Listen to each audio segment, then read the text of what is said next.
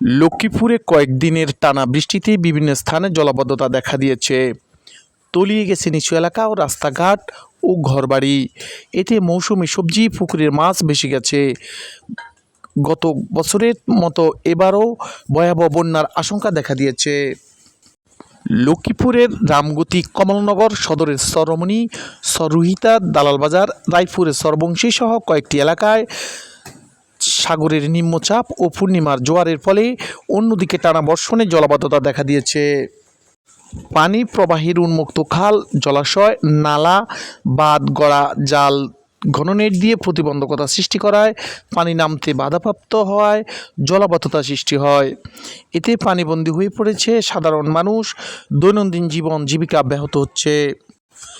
গেল বছর ভারী বৃষ্টিপাত এবং ফেনীর বন্যার পানির চাপে লক্ষ্মীপুরের ভয়াবহ বন্যা দেখা দেয়। এবারও সে আশঙ্কা করছে লক্ষ্মীপুরবাসী। জেলা জুড়ে খাল দখলদারদের অবৈধ দখল হতে উদ্ধার করলে দ্রুত পানি নেমে গেলে মানুষের দুর্ভোগ কমে যাবে, পানিবন্দী জীবন থেকে রক্ষা পাবে।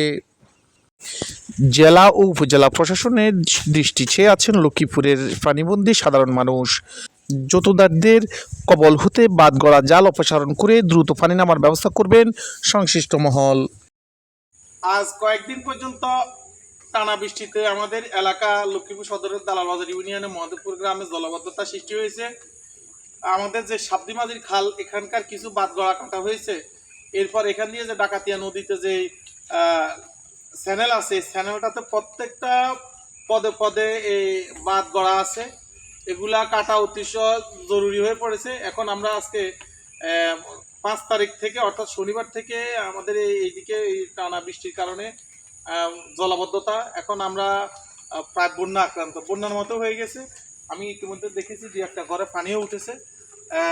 আর যদি এখানে ওই যে কালাগাজি ফুল আছে, কালাগাজি ফুলের ওদিকে ছোট্ট করে কালভার্ট দিয়ে পানি আটকানো হয়েছে। আর যে এই লাইনটা আছে যে সাবদিমাজির খালের যে চ্যানেলটা গেছে ডাকাতিয়া নদীর দিকে, এটার যে বাঁধ গড়া আছে, জাল আছে, গণনেট আছে।